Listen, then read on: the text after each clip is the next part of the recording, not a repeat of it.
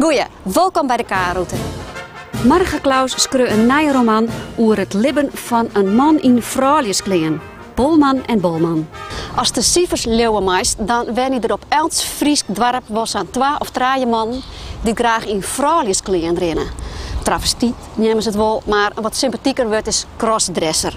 Het is vaak een heel secuur bewaard geheim, want een man in vrouwelijkskleding, dat doogt net hè. Tenminste, zo beoordeelt de massa dat. Marga Klaus kreeg een nieuwe roman over dit onderwerp, Bolman en Bolman, en het komt deze week uit.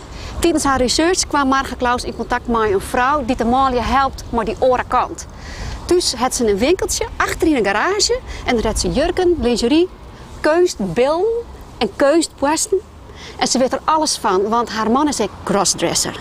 Albert Jensma, gong nog eens met Marga Klaus, del bij deze vrouw.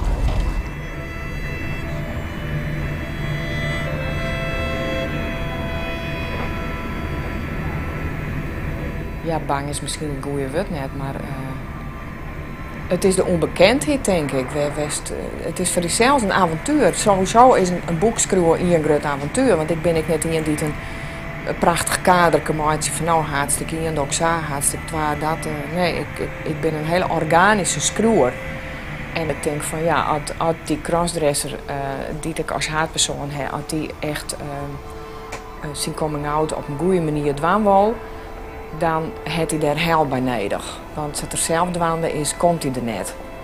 En dus ben ik met mijn fictieve haatpersoon in de trein gestapt. En heb ik me daar bezocht daarin te verplaatsen.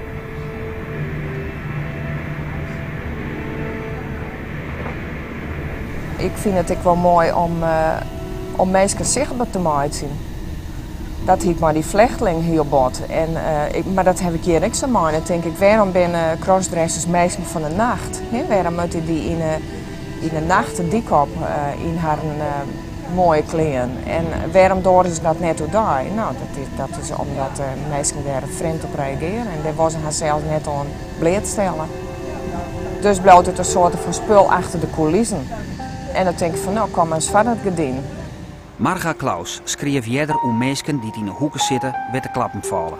In haar nieuwe roman, Bolman en Bolman, vertelt ze het ongrijpende verhaal van een man met een groot en lang bewaard geheim. Hij is travestiet en geen die het weet. We zijn in Woerden bij Truus en Ad.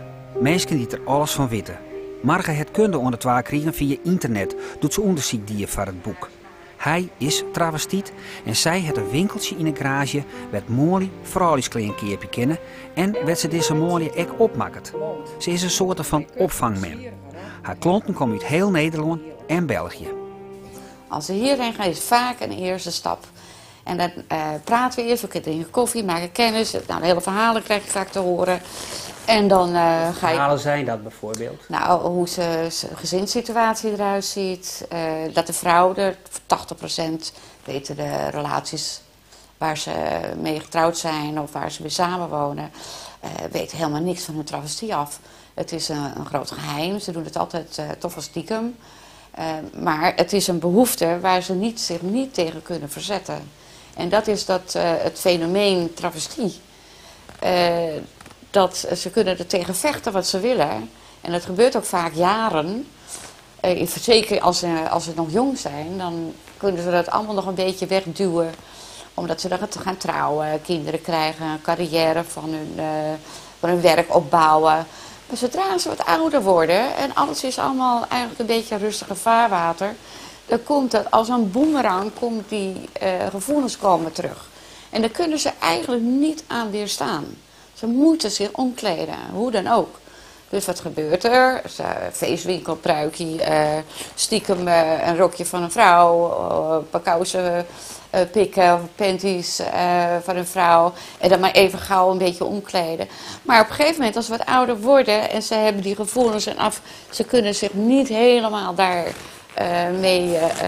dan bellen ze mij, want dan willen ze het een keertje goed zien.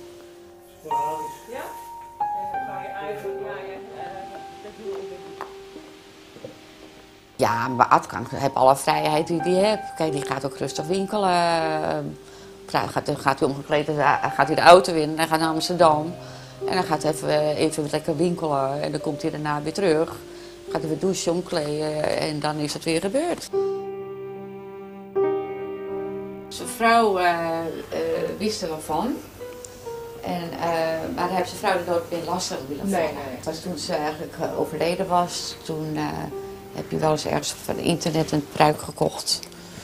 En maar toen is hij bij ons gekomen. Ja, ik ben gewoon zijn dochter.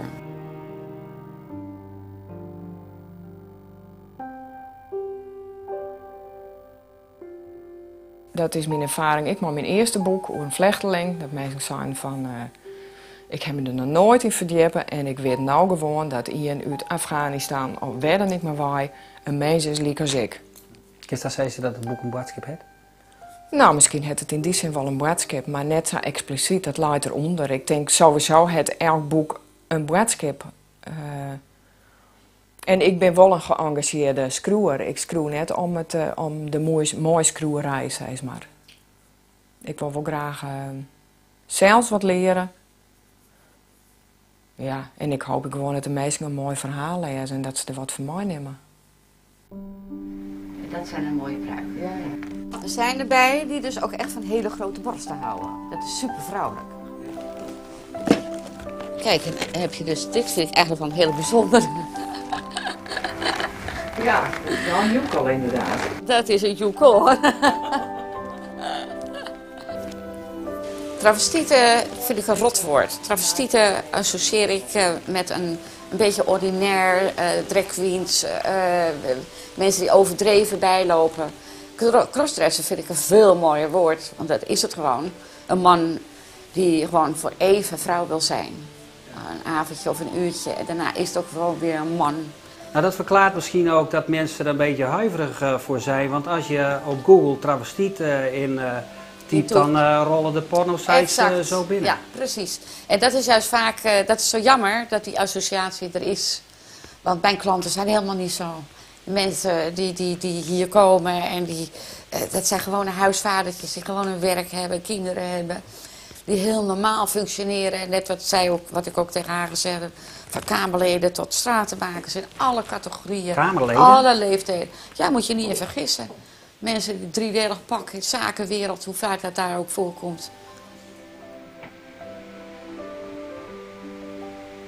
Als ik gewoon hoe jammer de pet langs het voetbalveld scroll, ik geloof dat ik dan gauw uitschreeuwen ben.